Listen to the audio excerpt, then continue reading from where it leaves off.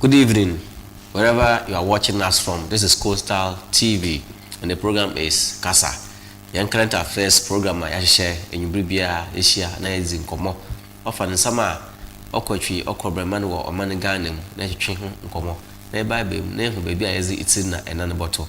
And the minty the name Briso, a busy share, Nama, ever I bought a chunkomo. Now Akayan, then in the Ajun John, Conava Fada, or Manigana, Botum, Titru, Oguaman. Never for that Oguaman, but to Puntina ever can some after Oguaman Numpuntum. To me, is there. A botum was so about joining to Mizuno. Nama, a why a botum is up more using way to walk on Cano, a tomb as our brain. Mizunazi, Dani ABAWANA, Mensaka, Oye Munia, Oye Lamini, ALHASSAN, but now you never found a big man in your Yassam member in your until anybody chum come on. Na say Emery Cran, na, in your animals so MPP for no.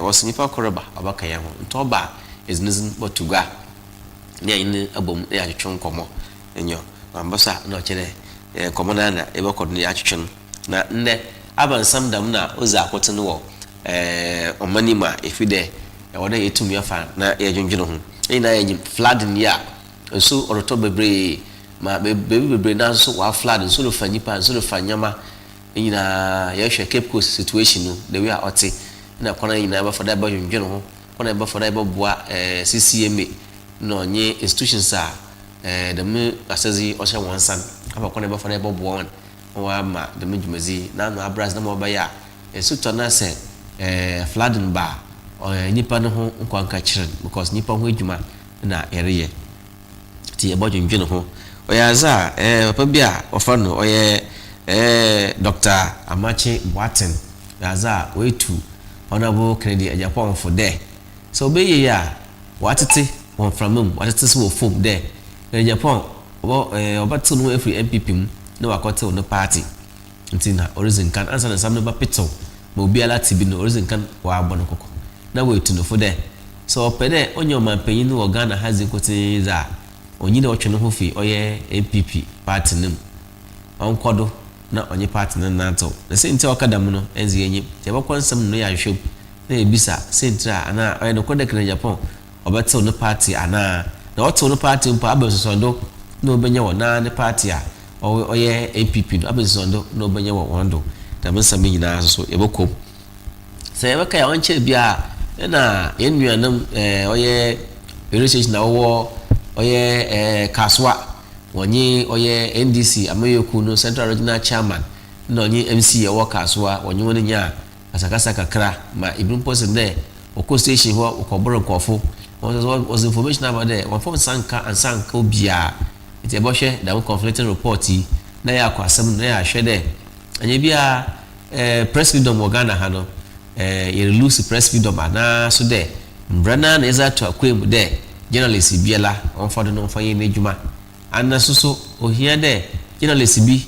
oye obi bi na sa oyempa obehia de obobro nipa kor na ana bibi wo fa ebotum zako ina no ada ebako wasande oye Ghana Journalists Association was out to them assembly ni na miti yebohwe ebi mu kran po wo court journalist bi no wo court wasande fi de sambia wa ye zetia ebi no ma wanye wonde to no go pay court obi kura we am in the jail by 7 days also okay the prison by 7 days pe the panel the umbra so na nyama bi okoye ya oye into court aman there on condemn 7 days ni na ebokom na ya hwe sam wi the way oti na ya hwe there aba kwan na yempo sanjro fu yempo eba fa eba ye ejuma drama ose onye brand afa na yeketie obi ne nando basa mo akafa sem bi amba ni na eborum na ya hwe ti yense brno mayamba yenu big man akwaba na fa komocho no shase wo oye Cape Coast na hwe oye esuya ototoi na nti kra yenya nso ni de nyama mfa yi person breaking news nyame aduma so ochena 1 July 1 July I wanna workers no obenya ho fa so pa commercial na private over fuel do enyo petrol bebe foam diesel bebe foam ntawe wo kan obi sena so obeto fuel na no botwa na on top of it say oh there what we take effect when we akoto enyo nti ochina 1 July new prices will take effect on one to do nti ebotuma atwan akira na akwakoto fuel no ebenya ne kase orobo fom kura nti ono so ye positive news a ozema oman ni nyina ankafo nsube yi nisi wo ankafo oroba nanyim no so oyaza ye bohwe na wona wo ankafo side nyina won ya hwewe na mo ba ya enkafa ofone baby ka kwa na oda elmina junction ko ankafo no prisons no hona wasensu no we yi nanyima free baby na oroba nti eya na waya hwewe kakra na mo ba ya nsu ayirfima bunkonko police no do na onka hall ana onka fa no nko nyo bi mana kwa ba na otindene alhamdulillah ina yakopo na asi nyo na ereka de ede ayikofo ene wa shada ante asampa ifa kono en abenti bia yankopon watu safran ma anazi onka ya ho bi nti mama ebusuafo yakọ na onyeso ame letteria anda wana asinde wa mama kwenje de manzi woni na wonso woni mpaso wombo na yentu yenze jumama onye kama ofama nyina okay na minchi am MC the hard working MC obono mbazan papa George me pa George amisha na obono mbazan na ne 2 MPs Moko Rekets na Raga Yankopo no bo na moso be adumbia obotu waza bobo etime mfu wetu waza bobo na third mo boss oye Edumensa okay former DC Apam now Land Commission Board Chairman okay was baby obi amechana in my brother this flood issue ya wabe aye ina yan asazi de yebobo mbazin na ya buwa me igwaman wetumpun na sebeta fache yana sebeta fache ya fida ya ku school kakran yana yarho emani senti kwa ma academy de kwa sha bana onyiska ontum kwato nsukan no on fin no nsida yana sabi ya ku school na nchi yenye mzina osende yeye mo asafatan yana yeji dama nsaman tibo tutasre yebo tutasre yonyo the way anzamaro kona wasi sa wa ya kuna bojo shiwa wonso wasi wozi faka share nsunum straight tibo tutasre mo osisi na ye fido yankranen nkaka opompanba nka no na yarba bi onye bibiwe mu ha pati no wo ye fiefi tibo tutasre azibia himde ya no ombon most special one asibet fache wa ko school kaka na one as bibi kaka won sim ebo to trust one since because of rural urban migration or urban rural migration e crossing yi bebia because ibi wa madina o ye dwuma wa akra nti sebet fache e dwuma Cape Coast South but to me so don Cape Coast not as no one Cape Coast onye chenchira inde bebia e nsu kana ya kafen ebo to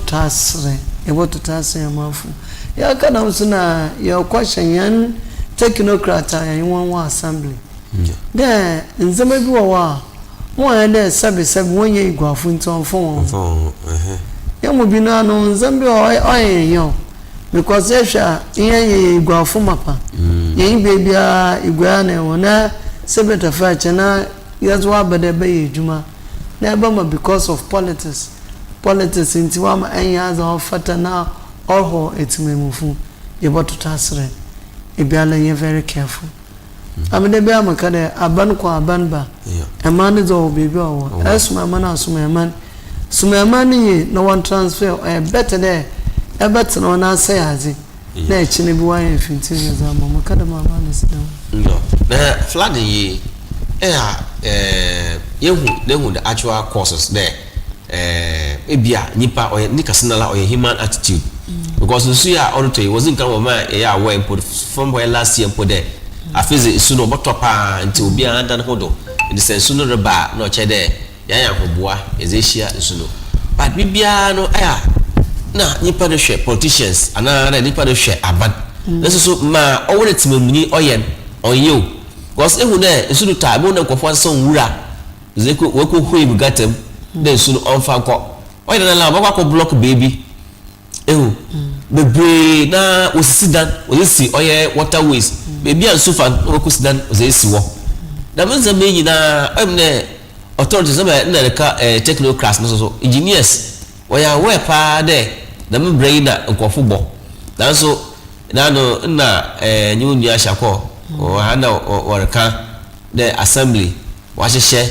emra de obey demolition na demolition ma so muhuni de we si krom ai de why demolition ni bi by the buildings na oboju na no ya nsutwe ya dan bi ebe bi ni bugui eni o chere ho no we mubu da no na sunu to ya to chere ma of affect dan ma dan no bugui nyizi de timemufo na nkasa no we problem ina technoclass so yet no ya hwa han ma nkofo esi dan ezi eye ekwana nsufan ye kona se ekodu mari so what's the human face human face da ma na yaziko another days is behind there yes of course ya ban da ban na insufa goze se nsufan kofa or da ban compensation was bua oil flood victims ni nyida ejizi there nyida ya tsena ho madamazi oil wa afanyenda Martin there my brother yes a politics na yes a say communal labor the most annoying part in the one away in Wood Wazugu Street, one of farm management in Pawamba. Since America say a Republic Bank name and drain the video. Mobo Pema, Tantry, or Yim, Monsoon way a free flow. But another one now, Makada Yanko one. Most are near wire woman. Just saying more hands, mentally. A friend Benton so I wamba. This is also never kai, other boys. No more young guys, yeah, into my catch on their bed one Saturday, Sunday. Because I hear the ma flood and no, as around alcohol. You tune your boy one more order ma. Nay, I can't is actually I'm a Ura Biaba, Wakachi, one brush a tender no block. Oh, yeah, you're soon a young band. Even so, Trapen out the Murray got him. One all coin, it doesn't fucking care. But I mean, I am your there, my na a chirimba, nay, say a cheers a morning. Yana no one yonder moon. One yonder mancha and bottle, about to trust. One man start today, young Janasha can of answer Pimoto, on a Jansha can. One man young General Quachi, then some of you are in Dempoyo, Nachine. About to task, yeah, Gufum, Yantime Mufu, about to task, as if a bello onion, a middle onion. Or them a impara Kasa.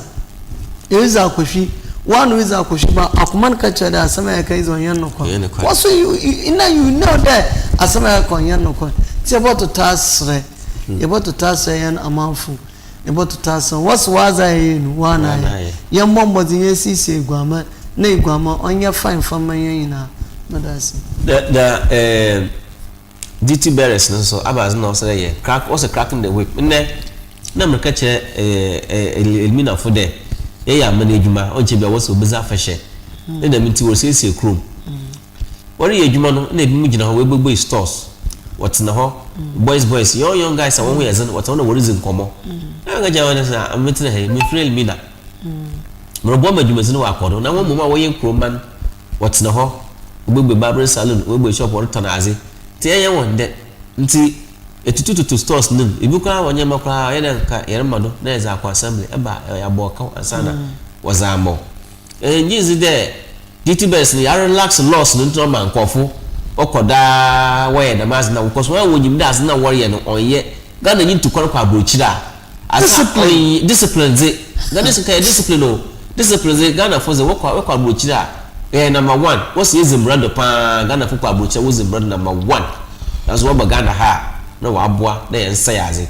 It's a day of there by a band Nazinti or they say. If you the DT bears, Abba, as no say, yes, a betching of Fatuma, a betchon to. This is a capus. As a cura George made you a Japan, ye.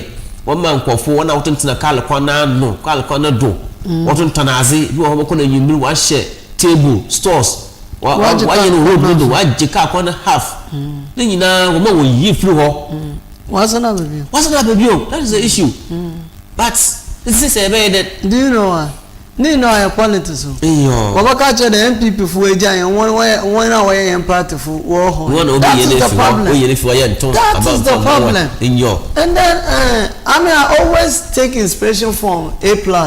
Also I'm on my far about to inform pool because as of feeder right and obey now amount for so because of our interest our group interest in here and I'm browsed also there yes dama angle the last time I was telling somebody that your national sanitation say pedo osipia or send every month be a sanitation day near cycle national sanitation day e biala we no programmer or in there dama day me a program on ye because a national sanitation day yanya no dama because e bon dey eduma so me maintain I am boss at that moment na why announcement maybe on you and at that moment na FM no Kasa maybe no ntewo enti osene ye calendar enti some fa na ya yefura malama na soft na ekwo no in there dama day ye ejuma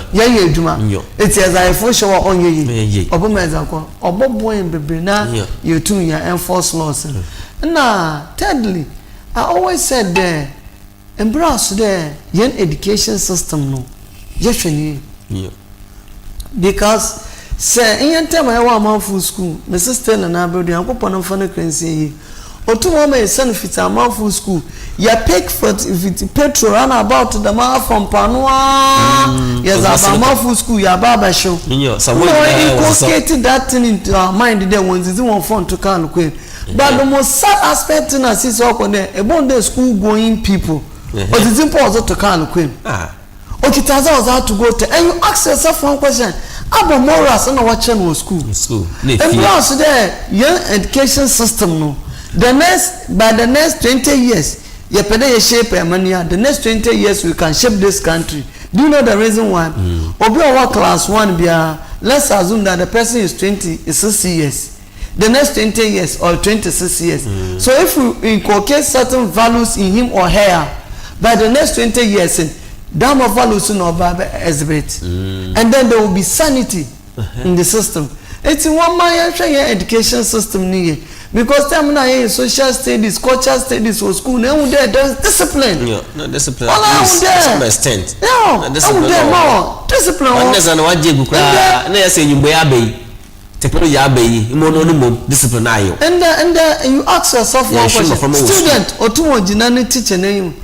They operate any film just because of feed and mommy and papa they have some stolen money, excuse my word, because on your biana you been about 80% of the so-called one always call money we are robbing Peter to people when we can was a there or one ska because mommy and papa watching the school it doesn't respect. And then embrace there, but especially when I say, you be school, say, I come on school. Look at this stupidity. Just secondary school, look at this. You are trying to create a class society. Make sure you create the sense. It will hurt you. I'm following no one, papa one brand a car. So Ben are you there? This is for Caribbean. Papa and Barbara. I don't know Papa no man. It's no man and Papa, woman and Papa Barbara. I'm a man and Papa and Timothy Barbara. They will turn against that class society in our burden. Maybe you're lucky. Now, Barbara, no cause there to poor we taking what? We should start thinking as rational human beings. Young Jenny there, Secretary Fatcher, Kwasha, Ban.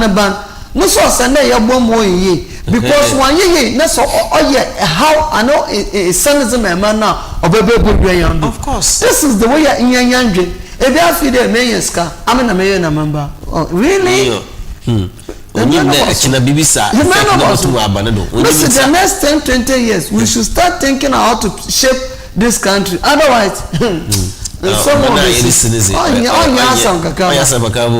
think that I bro are you serious are you serious one man engineer shakano nanzama ore ina isi as if Fantimo azukra me perfa fantasmo ho ye wose dwene hwekan nto bia no ode ye dwene hwekan enwu ne ochina bi abazi na obesi na so usa papa na abon oboboen wabakon do chechire o man what a discipline to bo manim wala ka se dukotokra ba a she table ze bese ka kwando ka bia tu jina dava so ba no chere bebi a go park na wa park ko ka kwando fifi na passenger wonfo ana wonsan na che wonyina robum brand do tetina asina etono e fon ko ji kakra e ko chire ankofo ba eti aya samo serious yo is there flood situation ya na yere ka ho asam 0508206846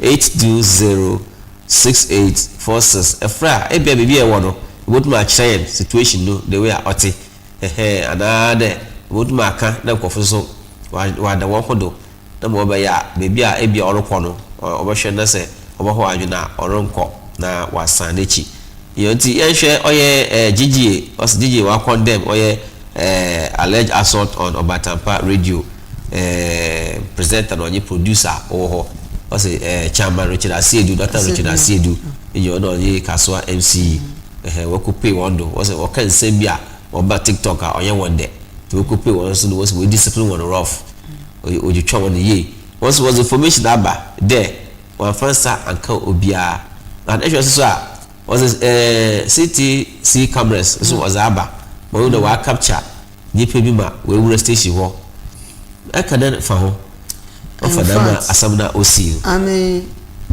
journalists bia ano irrespective there about attack journalists bia awe wanna me won yadwe because without the journalism emanu ye hwe ye in the governance is all about information.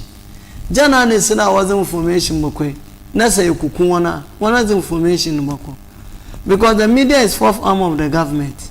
It is a media fourth arm of government na say waka bibi no nya odawa na bibi a waka I think there is a proper way to handle it atasa because I remember it because some from station be Mumbo station is it.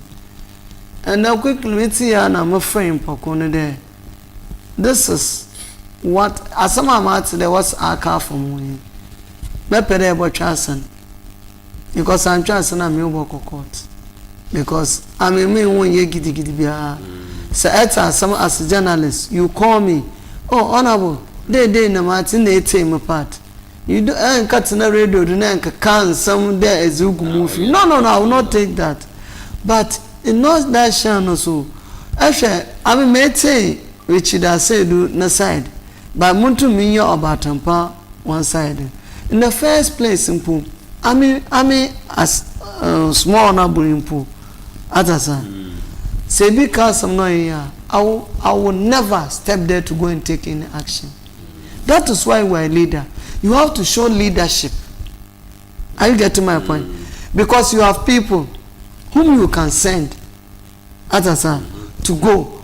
Even the MCU, you can officially authorize the MCU to write them officially that you are inviting them to come to MC's office. No, what's no work. So me, I also condemn it. There, about sort journalists, I mean, Mijintu, irrespective. Two wrong can never make one right.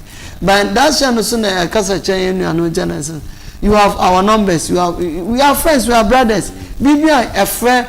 Name Pokuno no says inside of story. Na ebua. Me did since I boyabu. First na TikTok video no haba minte. First na boyin bentin zama bi wa because since ala ejinore bibi na bi wa for camera. Otwe on the Facebook live. E bia ohwe. You may not know. It's about to task. There, you know, a collective responsibility. Without the journalists, the governors cannot go anywhere. No information. Without information, the government is doomed. It's about to try. You know, journalists. Se bibia, yen bisim. Ni yen wuna yen fe yen fontin. Yen tumi ye abra one count. The man no wants one to yen abra yen so yen count. Two sides of the coin. Say what to at least what's the two sides of the issue?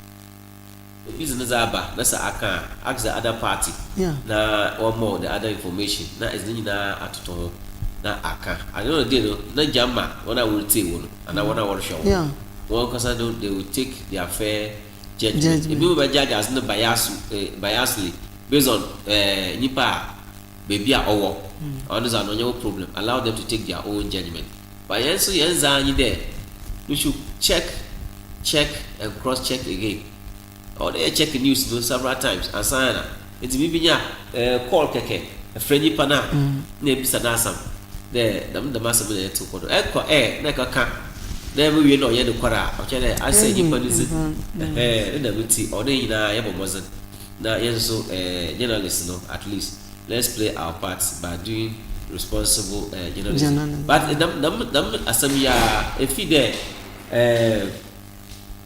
or there yeah some of Hana there they should pursue the issue further that my issue is because of still I say do na MC the way deny there was in Sakobi and your video to say immediately after the action no police and you on that and na atito when you there obesha that was no such na time na water to na time na studio no so okwa no kodum station no odum station no it's one of the hotel the post that's there as a point station no ye show enyum mbo bibia mbo no chere obi dum station no ebia onye won na wodum no za etum nchire but it means something went on and I always think that say nipa no jeno from no tuma on able to amawaka wala but here is the case we deny there was a Sakobi and then we were station hopo or the two station name at a business there was a padlock but the toe je wa bana wa bo every day asabi ye je no ho hala and there and there say ikuru we ambrum na ansaya na say ese no so sura ejumajinje na sabi aye enti say ye bo mwaze ye nya ne pemesi bia na ezisa anu bobo echina asaminti but I don't think there it's right there journalists workers are not our program ever attacking I condemn it 100% because it will say so do maybe impemfu kada tachama fa se was na no money ye bi se ma yake na aka bibi na wa ba problem azame ema ti about to transfer ye impemfu se beta fa che impo twasan oyim de na chiraachia se bi atwa se bi a onsan fata impemfu se bi fun kuma awso enfumu ngwa ti about to transfer ye ina ye bombozi na ye ma emano konfa na tampa ofra and because of disinformation and misinformation into eti no asamo send ehwehwema azankasa because in the disinformation and misinformation na adoso in time de mu piece do yi na me read we mpa se me hu actual source no mpa ma fanya masam because ebeka kaka send me feel this guy are very credible beka some campo engine de bia I don't know gun impa na imas you be na I think Larry Dugbe or so Mama also wanted them for 1 week, 7 days because of contempt. In summer, was only the summer war court no na was abotugwa or pedo or pentantam was in canon waka some intino wa prono homa this is our court to say one corner GG if wasn't there I they say Siano one problem journalist from Kwanma waka one especially the investigative journalists now because we were someone we for days I was no kaje asana mumpo ansana for years ansana when any information or share nti bibi kakana was one of court and I was threatened there were boawana no chere work one some ashawano there mo biala nkasa no chere we yenjai omanda banizifun obiala so yema ope da musa president na nkasa mpo on pedamaz na nkasa in there a follow president mama na prince we born there up journalist one asam papa that's not like a communicator because a journalist a trained journalist yen na yezi nechi no o sende yesuye bibi yeza fano because this man I always said that he's too gentle to be president of this country I'm telling you because actually a money more come ya kom na ma ya kom president mama is too gentle because ehwe nzama osina ba na onche amafo nzama opede we expect de wo hunu da iyo atasa ti about to transfer me I condemn it 100%. Okay, no matter what. Once you have stepped in the studio, you get it wrong. Yeah, because pain no do manti you na ejuma yeso am the bibi I just write letter to that effect a china 17 Chama say this is ya so yenyipo chama say this on original is ya fine pa so you who there was ebufu was a call station ho sometimes say ya some na yemu ya kan say ya na no ye o moti ibi o ye hyew sani bo ho na kore gim ibi o so o no kore po akona ya fodo ya kan sam no at least o ya wona work wa sama o ya wo there, but the solution is not to storm the station and beat up the man no chere waso is brano azasha wusa teacher wona so say bakara chairman also why yazi or that go yamta kakra. If they admit they step into the studio, they get it wrong. So what on kuteza no yazi get it wrong. Okay. Ya fa ono chiro of is there waso wetu ma chere wajin number ni 05082068646 free na ente oye wajin che ye hwe oye ebip fo no wamba menyi one nifa kro obaka na yabaka one party asemi Dr. AMAKYE BOATENG oye political science lecturer KNUST wa advice kene Japan there na say yin na yim boko kodo a oba threatening people from po there, so you careful 2027 won hu sama babo horo ezegu one obey sorry obogo na free Ghana ha the party no crowd obey bijebeje party no crowd untu gender the bio because some no bakan ma ibi musu de na esen de beka asamuza for party no wa ka fa brese si ale kana obiso nka bi nchiro na esen de bocho 2027 ze so no acha wodo na kofo obi adu wefi akampa kofo renkai ni nyina ayo chiwe joro kodo ibi mu atworo za aka ma party panyifo o se disciplinary committee oda watina asamudo we shia was asamna man panyifo wanta oda won hwe asamna okakai no se ofi de wegu party no fia na oda watwina aso na Dr. AMAKYE na sama orakai is there oya fotupa or the camp hotel ye na because you have to there a base movement one that was shared there over Japan obey one presidential candidate was ama one so movement no was mako so obey the political party ni na one shema if you cry na kana lampo waje atu that's information na yatete to form enyim so 100% the koro say the koro enyim crowd but this foot was amani or papa na de unjana na la pen na waye. My brother, you see that is the reason why sometimes if you know kada we lectures na zo Kasa some of us you and there no the hypocrisy is too much. Osende embra so dey kan no cause chen yan Kennedy Japan aba some na okaka no zo da man semi na be asama Kennedy kind there ABAWANA committee chairman of defense. Why you now pere o kwatwe se wo na afare military hospital. President amo kwan. Inti say 8 years when to one hospital no be bia. I select committee so kwatwe site bia president amo kwan asa na wa kwa. Yes. I want to mental us no because no the work on official until they have to follow due process. Actually, you don't need the permission from the president to visit that site. I'm speaking to you now. But what you want when there one more police, when the president catch the power for Ava Monko. Another more word no senti bida. That power order from Ava. Order from Ava. Bida. Oh, but we said yeah, that is to focus on at a point was stop one. Was stop one. Was the power from Ava. Was the yes. But I don't know. Okay. Because no kind. That's all kind of man some no. Abasama. No, all the journalists been pobune you say no. What man can no quite chairman. 8 years that hospital it's almost complete. One complete machines in our room. What's the light no send out now. Zama katikati no 8 years when to na e bia ba benum 1 year 5 months as on year. Into truly it doesn't make sense. Oh yeah. Because the way was strong road. That's why was a project Eurojet project. doing that, President Kufuor, government continue, President Mama Bear, Waba see facility next war. Kakao senders and 8 years into my name, we are as in Canada can no currency. Ebia sora no kaka some ginger sebi ozugu Kennedy no. Na Kennedy, I'm here MPP, but sometimes we need people who yenya amafo obama aban widen we gina nanando. Na aban na ejuma papa na Emmanuel's won for so. Esha Kennedy na criticism or criticize behind there offer no kwem. Okay. Because this is the man now. What's it? Oshishan Warba. No one knows Shawarba son Abranya DC. Wokromha.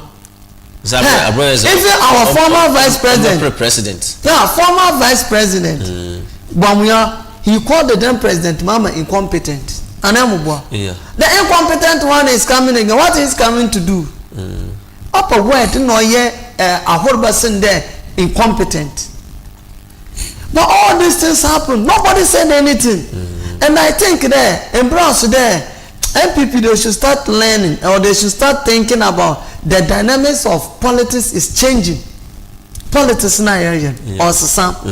First, in our traditional media alone, one of Kasa, but since our social media, your Gen Z's now as well. But still, they are not getting it right. Because say ya lose power ya kofien ya kwatum shenjo edumaza mama reye we se commended sugar factory why no mabo fishes university where a stadium why still central the papa what went wrong yet to analyze you there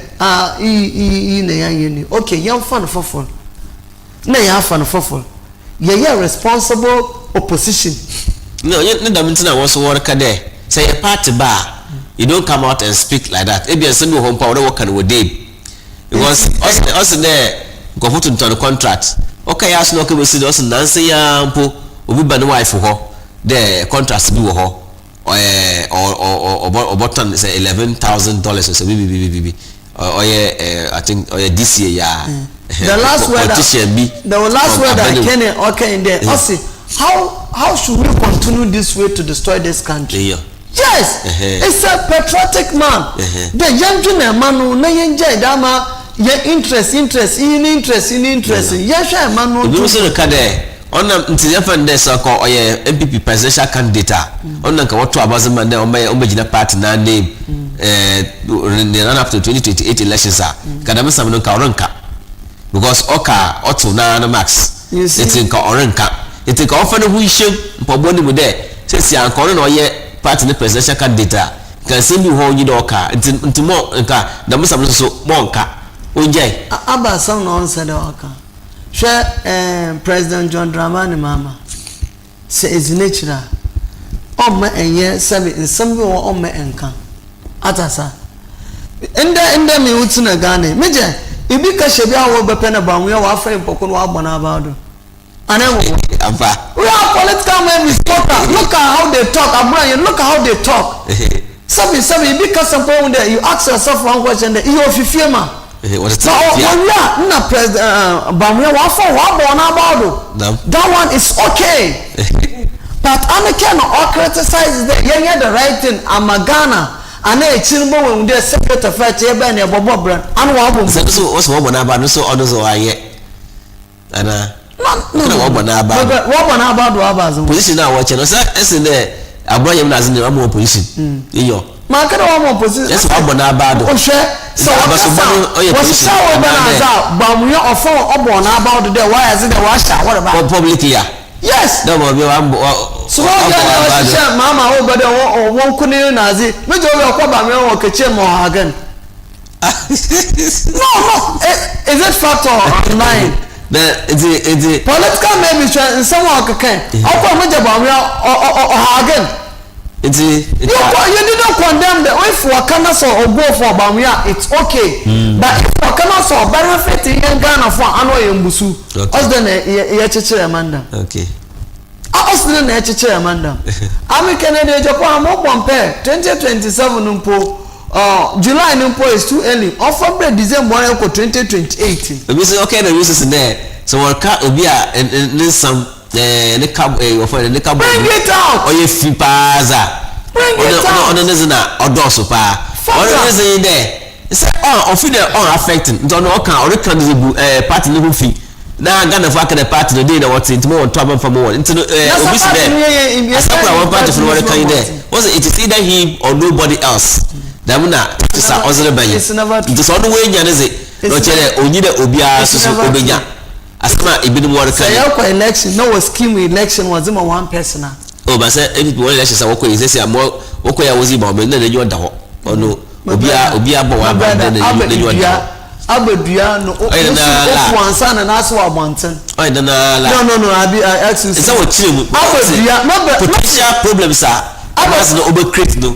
Potential problems. The second one you know tum ana Mama Kennedy Baomia brother champion and brother champion be a friend brother. Na so watch akoko what's no ya no majitum na sa aja atuma. So they are not kids. Why am from ba? I wonder why am from mom. But in there a contest may be because of why Kennedy make if you don't agree on the statement there. If you don't agree, or if you don't agree, you come and give your reasons there. As a decision we take it, you to Ghana for you now who there as decision we take it. But when I remember in an interview in a forum, this spokesperson was for them they don't have any problem with that kind of decision the party they take it.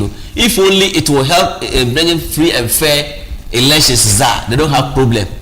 It's I believe that I don't know the day though. But also I disagree with anybody over there. So Anya Kennedy is in the party before Banwe came in. Anamwa. It's for all the Swabantina Kennedy. Why more ye? Oh, so that I'm going to you know your president. Yes. Candidate. And the MPP party or tradition. Or there was a man.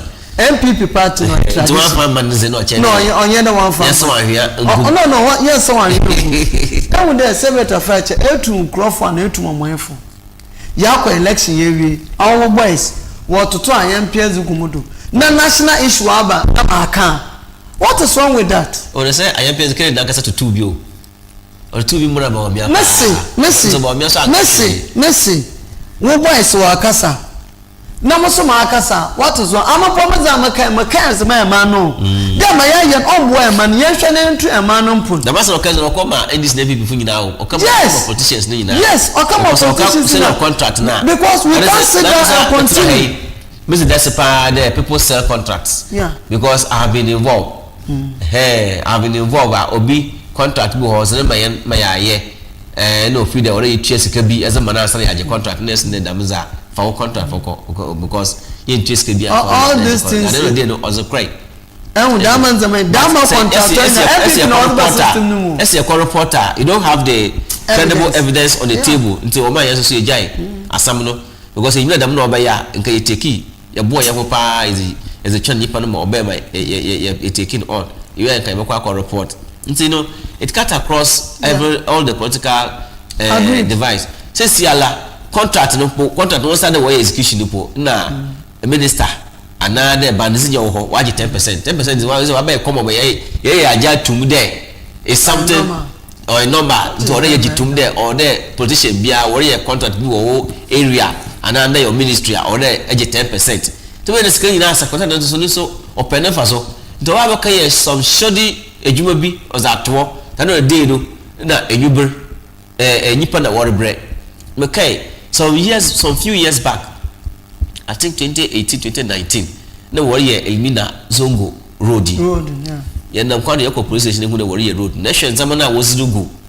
ekwa ne do na worry yi na oye nyuto the Ghana zongo ya jatum the whole all zongos within Ghana zongo or number 1 Ebwa Kofodo also Kofodo ho also Kofodo say kwa wonder number 1 ewa ntino or then ka yebo madam area ya chichem kama yi ka okodo but the demarcation is fine the demarcation is all fine but when you contract a road no say kwa road no tutu because why any ye and you complaints be brave as a man kofu be brave another day no even consultant no po you can somebody as a children about assembly e ka chira one but no dey no well ejuma no kodo we are shoddy. But those people we spoke to, they are guilty. They don't mean to know. Only the work she na education okon. Anentina Kennedy is damas in Yenje for the betterment of the country. Dama 10%, 2%. Yenje, na make sure that Emanu kone akadama waka bona. Kennedy, so when the president was the president. Anentina ebi before some no offer mbase say asama be. Go find some number of prokwe. No, 2017 to 2027. There say ambition. Na ana pede etu Emanu mpuna. Onye assemble what time was come. Assemble what time is back on wrong. It's in a time and no. And okay, about to aba. About 2028. You just 27 what my December 2027 no I can. Or patch there said this government oye juma also amafo ya. Then you prove to them there. Ya wa be no catch on the day no 1 year. When was a woman. This is the anger is coming from. They should accept. One gentleman there. Say I found also to the some na but at the point no Oma no is Kasa. I personally disagree with Obia Obakade Daminjumezi no Ebia is Kasa Mintina. No, I disagree with for 8 good years. Maybe before what's up yes hi Mejumezi o suha you may be say is a contractor you also there. Sika origin. I think it's already 80 something $million. Was there was wasn't a court because we inflate figures. And also at last we again this discussion over her. But I would feel then I was thinking about this issue. I was could it be that as now project now abandoned for 8 good years no 1 year no zaman now all one be break no what touch ma. It's either the order or replace and also whatever I want to replace now my contract some no work consult na. It could be so. In economics we have depreciation. In Tazibiala what time or depreciate. Extra cement over 2,000 bucks here or was a year. Dama time maybe in the cement and Dama time 38 cities or so. By now cement here 86. What's the aram machines in Narcissus? One Nina was say. Upon a mobile man, what's the sky one? Was the 57 million kutramuna. Okay. Was the Palugu down $12 million? $2 million was the sky train. Sister something million was man Cecilia the father on for cut order. More come on. We are not angry enough. We are not angry enough. If you don't go for the Pamana as no which Kana. What you want? Because they are here walking free. Get them arrested. Let the law deal with them. But what's the radio TV do not work there in the part why because and there's also me who response be there. So the part project no or in 2 phases. First phase now put tell me this one position workers as there offend the silting of Laguni or Laguni na ne Moko Kahuni nyina no why is scanning no oba bedroom president akasa kwa site wo ma okomende wona we adwuma no then we bought na why adwuma the next phase this why no tell some work went on but it be there the miska nyina and them who was there 90 first only $116 million and I move another $94 million be so if we just there so convinced there the mo kofu nyina the miska was ya. Let's get there. Yeah, but all it is for America and also is for America yomba. And you document you see Cartel was was the minister.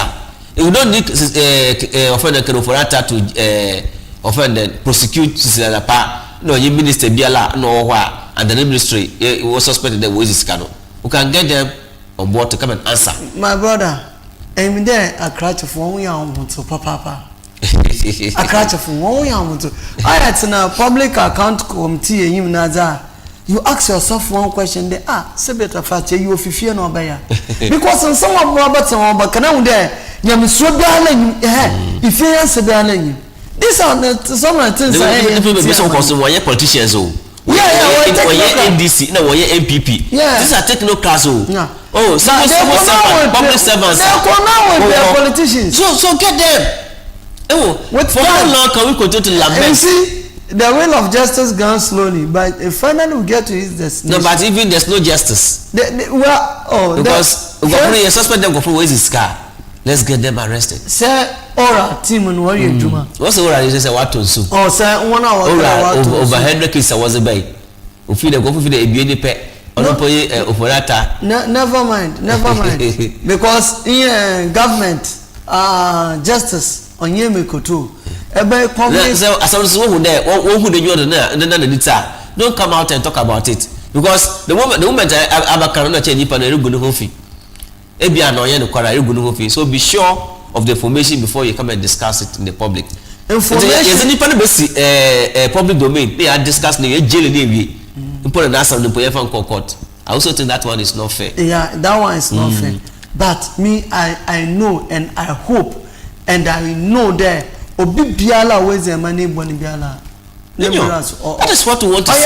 I am there. Because nobody should do that and go scot-free. One after the other. One after the other. Say a politician, no. Say a civil servant, public servant, too. When you there, if a money sikabia is free. It's obi is money free. Let the Lord deal with the person. It is a nipa no NDC na say this the wa benuma na wa kwasa na ma na we jad. So oye MPP so na o wa benuma na say MPP ni na wa ye bona na won so we jad. It the change of government bape na o dey attack one over position no. Na one wa benum no one part na wa banze on e beka dey one ho son wa ye bonupa one ho son. Galamsey bebe yakasa ho asam nyina and the people are there they are doing Galamsey. And one hour why I want to see people like Untumimo. The Lord should deal with them. Because why Galamsey? People in the previous government why Galamsey? Let's deal with them. One hour walk in the Abenimu. Why Galamsey? President Lampo Wajina Waka. Let's get them and deal with them. So President Mama na ban Okorduna Ghana for budget. Don't do wrong things. That is the reason why we are doing everything possible. Now more Sunday I am a Ghana for I wish more President Mama Numun or down. And see, I'm ever catch on the wing out President Mama or deliver. Moaka be all obey. Moaka be all obey. I couldn't point more obedient with you. Okay, you big man. Last summer, okay, no one paying. Azibia, most of the baby, and Moaki China, obey a good eye, Ereka, or Yakan, the Japan Assam. Dr. Amachi, Waka and there. So, Boko presidential. In the name of any political party bia or some movement bia and come on ko oba advice in the answer MPP now because once some partners are born into feed there contest elections they will feed there if mark can send be a chena on ya on fontunechi is there na masamia wa kai na kasa on fona superman na there will feed there oje so asama wa kai na so ye no koro he should continue to speak his mind. But he shouldn't leave the MPP party. Another Oja party onka see the base movement. Sir, our party numa nasa bibi ukwachua obaka. Oka obashana oba. Washana oba. See, you have to leave the party and give them their party. Okay. Because some Mutinocosta TV are comfortable. Nasa bia more come forward with the issue. Definitely you get people that will criticize you. Yeah, Matibia you pass 100% into the win one. Atasa and the Kennedy waka cho the on pede biaba criticizing na what's washing na robe I was washing I want to the cook na washing na abo ni na washing na that's why you should be what's in there they don't need in the party it was not okay because base movement nzi ayaza yen na support me base waba you know say UP aba UP plus aba nti base reba kaka because say I party na no sende yetu yemu won there ebobu ma na sende ebu ma na ba party office yeah say be party office o sende ebia aton no ho na ka party office nti be sinzi afuto azemanze ken wa te pa baton fan yeduma na poncha mate ba mo fan yeduma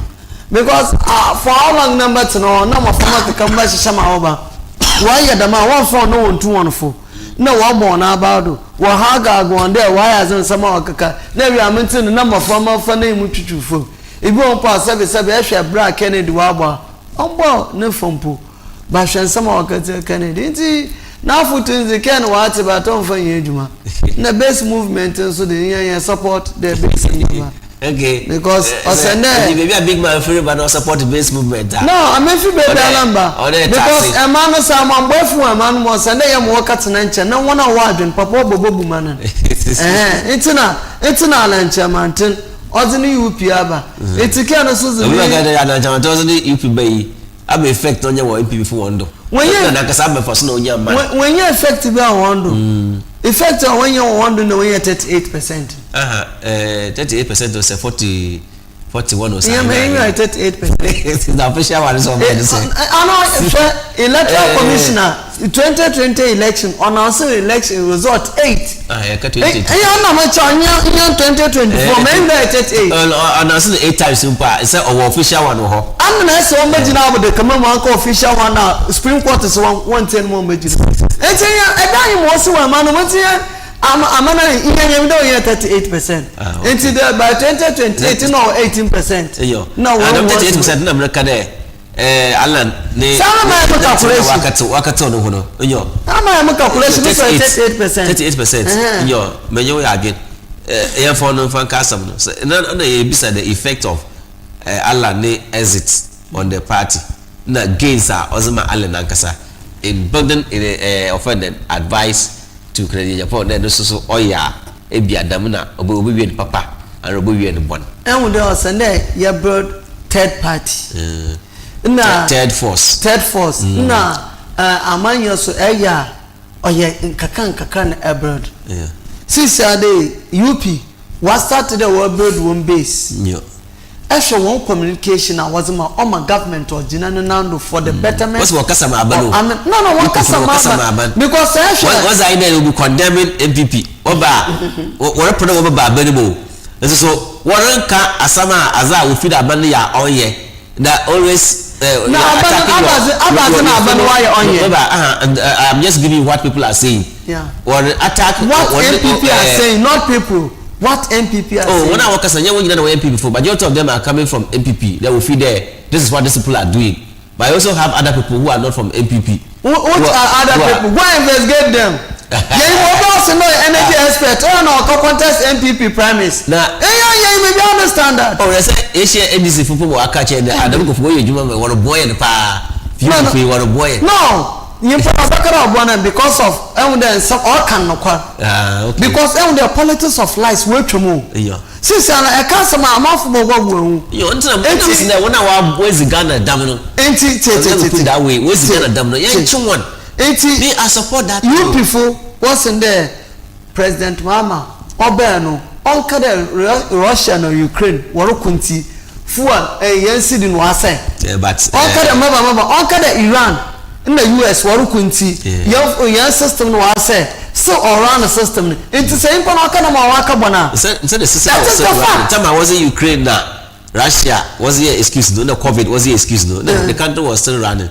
Though no challenges no. Yes, and I'm sure that it's but all these challenges you cannot use Russia and Ukraine as an excuse. All these challenges always still a man who more than World Bank projected the Ghana economy just the next 10 years. But within 1 year, we have turned the corner.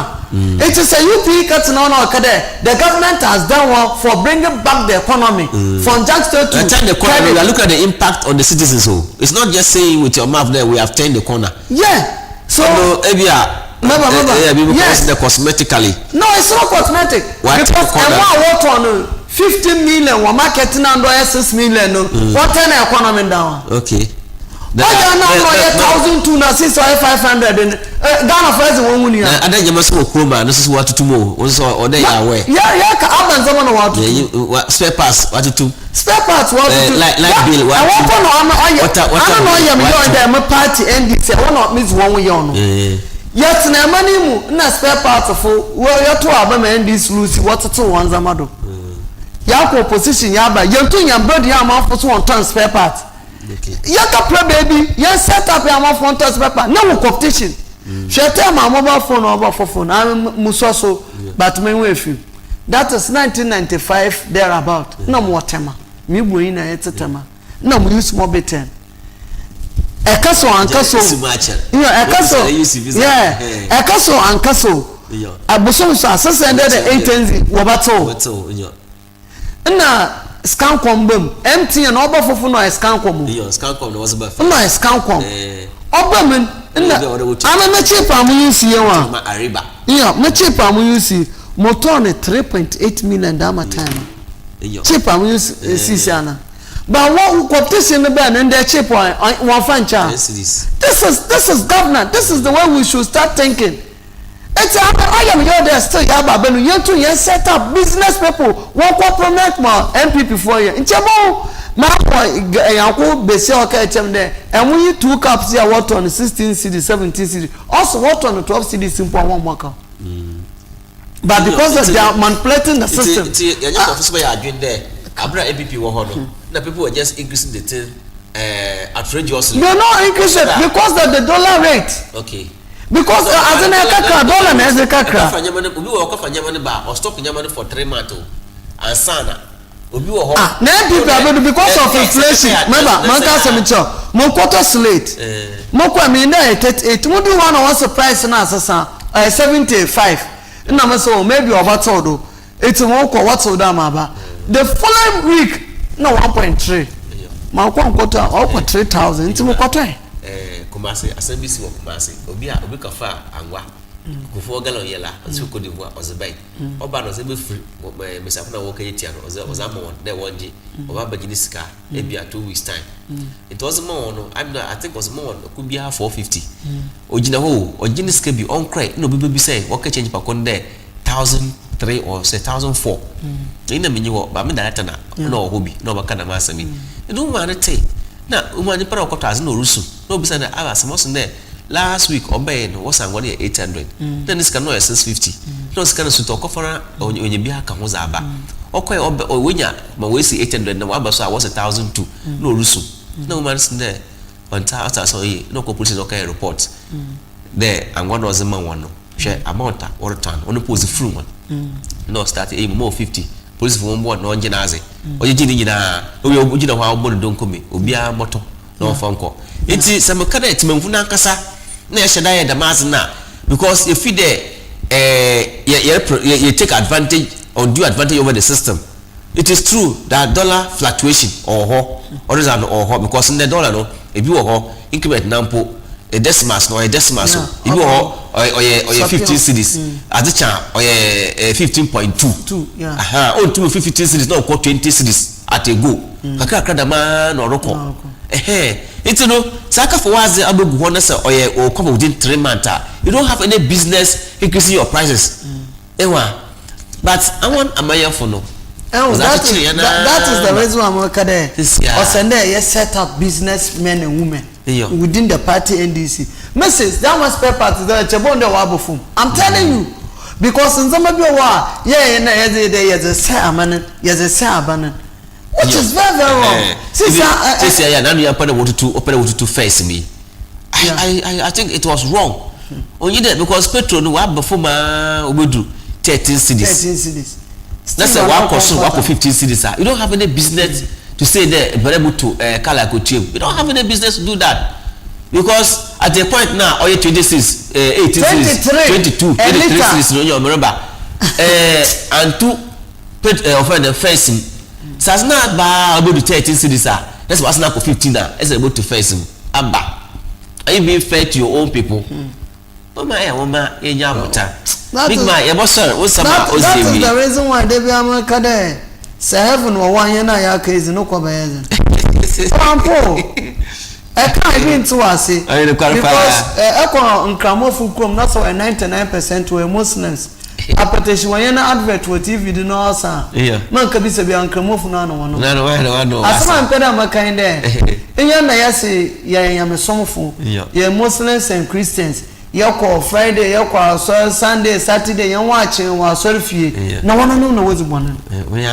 wana wojina champu so I was saying there I mean the amaka there me ye biano but komshe Muhammad sallallahu alaihi wasallam yan malam Sheikh Awal ose komshe sin there yan ko pempe akuma oya papa akuma oya zi akuma okasa about akuma na Christ also say anya ma union anya me wazi the same thing yeah ani ya mesum no so we should you say na ye je da yesum ya me na sabi me be aso on from bro comment be a dikin wa so be a so na as no order to 10 series no akoto no 50 series onya offer 300% interest we esa ya so pay yakopon she so oru we hu nti dakor wose baba mama ka Ghana for the yesum ya na won mayen bombazin yan tumi ya da akwanshafo ba won mayen bombazin yan sum ya menu korum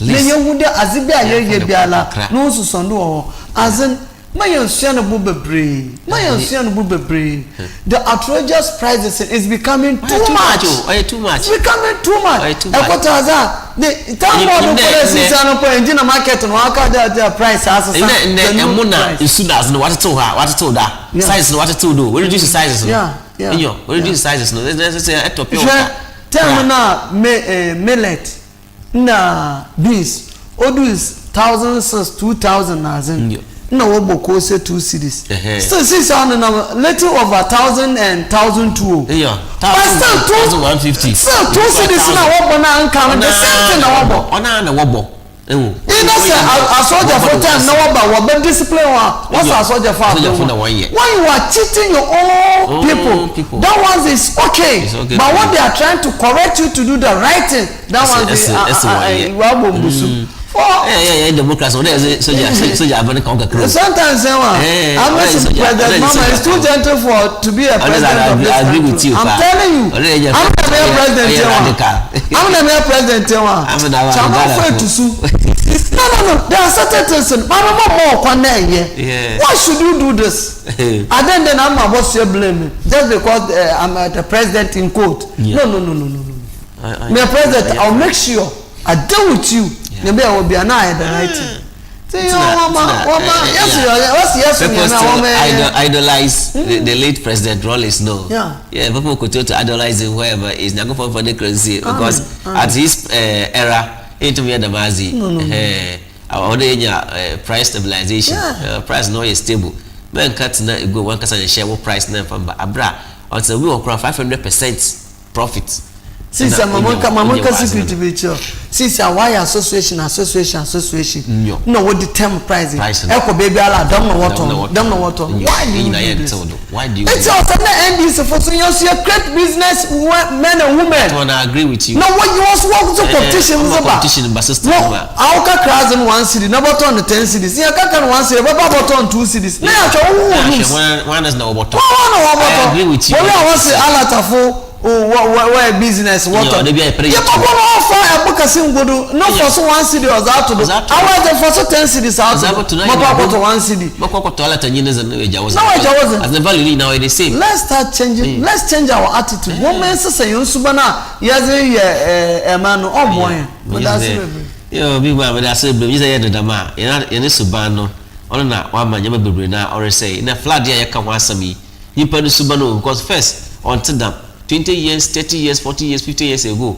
Na until them suta dana ala sutoma enam pogu for be saw yakwa nua ya chewe wimpo na flood no take place but in there is not talk akra dala na flood in the question cry kofu won nyama stores wa fa stores nyina wa fa ne moziman in kofu won fie wa se fie nyina poto wa fa nipa ahwe no kwa nyina human attitude ya the same to slow record egwai nwanti abasre the woman yamfa subanu pa yamfa odo ye wo ma ye nua Christ was in the do nua in your today wa wo ho no yes also odo na sonje no jeje wa ayama we wura Christ ti abasre the woman yamfa no korzi no odo na kura yamfa nato ndama is the obeye zama omedgana nyina mezinze oye dani abawana onua oye big man enyo obakansa mo ye discussion yi na Wednesday nyame adoma Thursday so ebehia na ya chonkomo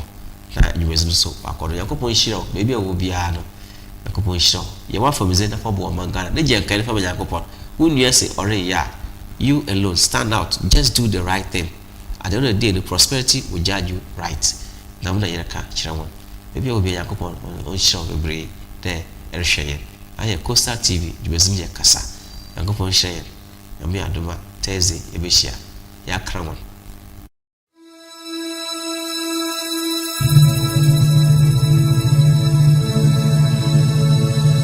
Yanara assassini airport in my mojana na num shegu nade to ho my edumene wososo say be piatwa so nindian twaso kutu kranenya pesemen kuminya edi embremu de mama ya sase kudo atu say Amaino Amaino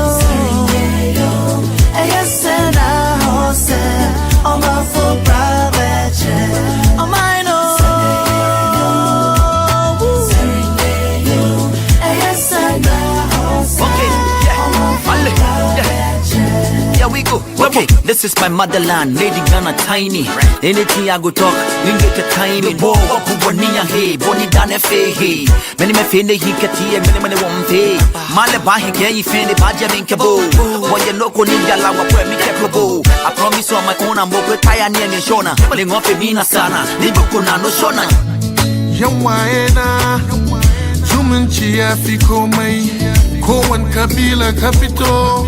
Zahida kai banda bambanci mu daina zalunci ubangijin Allah wai ma zumunci ya fi komai annan Muhammad wai ma zumunci ya fi komai iyayenmu wai ma zumunci ya fi komai